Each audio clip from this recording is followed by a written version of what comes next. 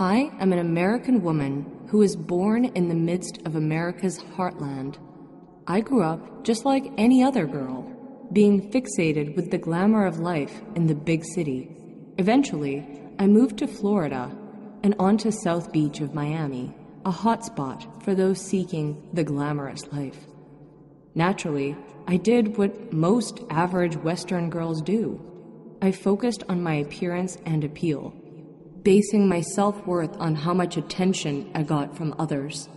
I worked out rigorously and became a personal trainer, acquired an upscale waterfront residence, became a regular exhibiting beachgoer, and was able to attain a living in style kind of life.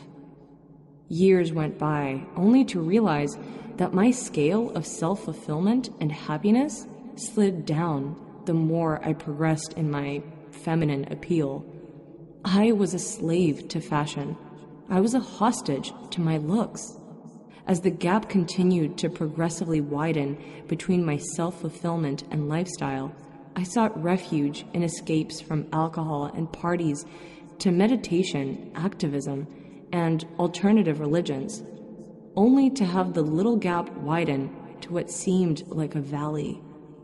I eventually realized it was all merely a painkiller rather than an effective remedy.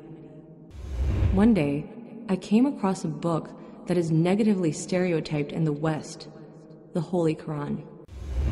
I was first attracted by the style and approach of the Quran, and then intrigued by its outlook on existence, life, creation, and the relationship between creator and creation. I found the Quran to be a very insightful address to heart and soul without the need for an interpreter or pastor. Eventually, I hit a moment of truth. My newfound self-fulfilling activism was nothing more than merely embracing a faith called Islam, where I could live in peace as a functional Muslim. I bought a beautiful long gown and head cover resembling the Muslim woman's dress code, and I walked down the same streets and neighborhoods where only days earlier I had walked in my shorts, bikini, or elegant Western business attire. Although the people, the faces, and the shops were all the same, one thing was remarkably distinct: the peace at being a woman I experienced for the very first time.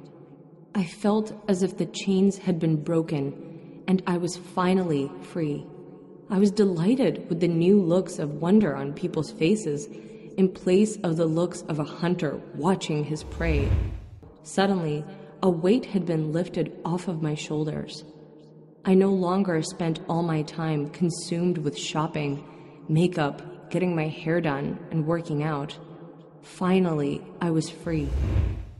Willingly or unwillingly, women are bombarded with the styles of dressing and little to nothing, virtually in every means of communication everywhere in the world. As an ex-non-Muslim, I insist on women's right to equally know about hijab, its virtues, and the peace and happiness it brings to a woman's life, as it did to mine. Yesterday, the bikini was the symbol of my liberty, when in actuality, it only liberated me from my spirituality and true value as a respectable human being.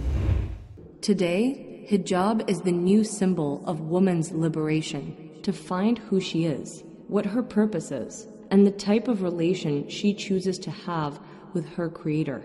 To women who surrender to the ugly stereotype against the Islamic modesty of hijab, I say, you don't know what you are missing.